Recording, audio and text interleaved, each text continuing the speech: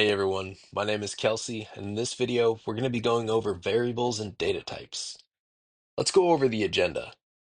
We'll first define what a variable is in the context of computer science, and then try to understand how these variables are stored in memory. We'll then define what a data type is and go over the different basic types and how they're stored in binary. It's going to be a fun one. Let's get right into it. Let's define a variable. In mathematics, a variable is a symbol that represents a value. For example, x equals 1. Here, x is the symbol and 1 is the value. Computer science simply expands upon this definition, giving the variable a physical location in memory. In computer science, a variable is a storage location with an assigned name and address, which contains data that can be changed during program execution. The data is always stored in binary. Take, for example, x equals 1 in Python or int x equals 5 in C.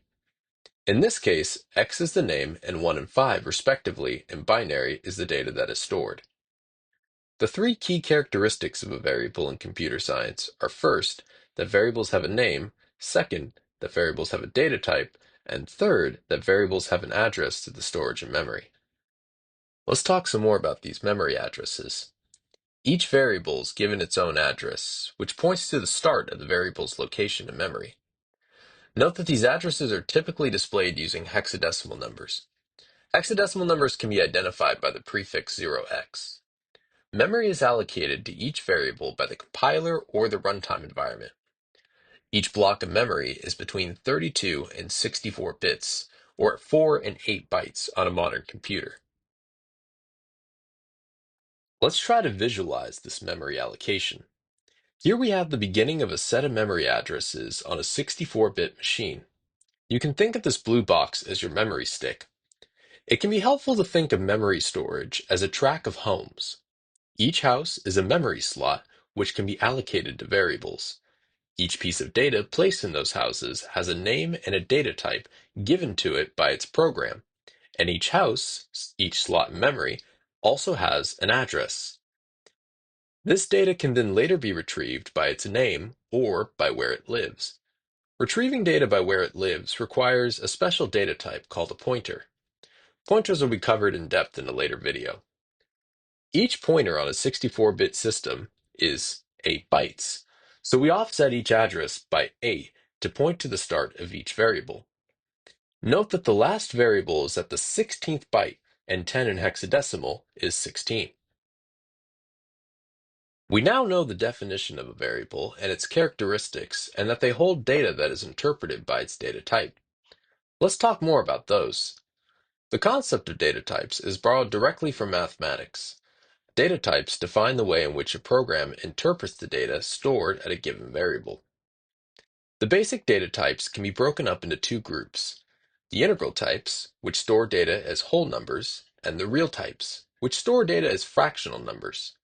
The integral types include integers, which are the whole numbers, and characters, which are single characters. The real types include floats and doubles, which are any numbers which include a decimal point.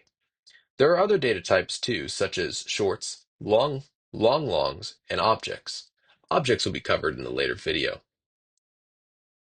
We have to take a brief second to talk about negative numbers. In some programming languages, like C, integers can be either signed or unsigned. Signed integers can be either positive or negative. However, unsigned integers can only be positive. Signed integers are stored using two's complement notation, which will be covered momentarily, and unsigned integers are stored using regular decimal to binary conversion. In most languages, if unsigned is not explicitly declared, or if the language does not present it as an option, the default will most likely be a signed integer. All data is stored in memory in binary. How do programs store this data based on different data types? Let's start with the unsigned integers. Unsigned integers, as we just mentioned, are simply stored as binary representations of the data. For example, integer x equals 2 is stored as the binary representation of 2. Signed integers, however, store their data using two's complement. When using two's complement, the first bit of the binary data is reserved for the sign of the integer. either a 0 for positive or a 1 for negative. The two's complement algorithm is as follows. First, flip all bits. Second, add 1.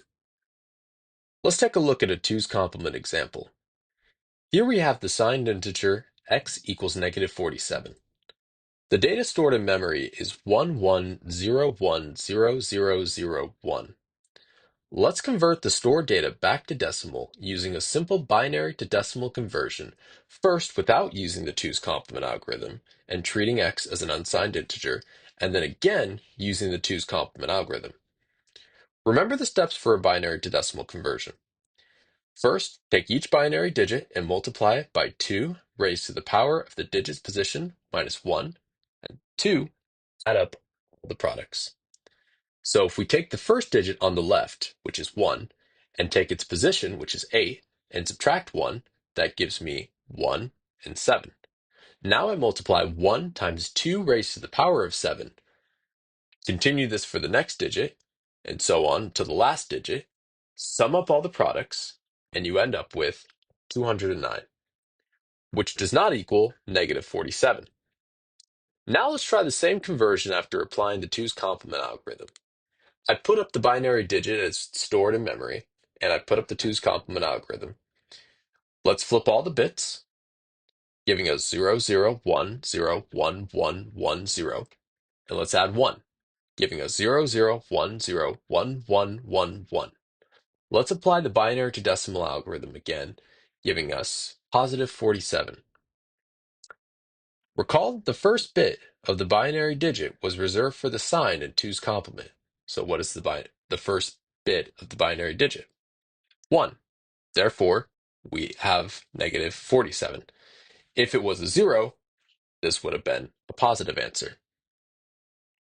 Characters are integral types because they're stored as whole binary digits. Each character corresponds to a binary number according to a character encoding scheme, such as ASCII or UTF-8.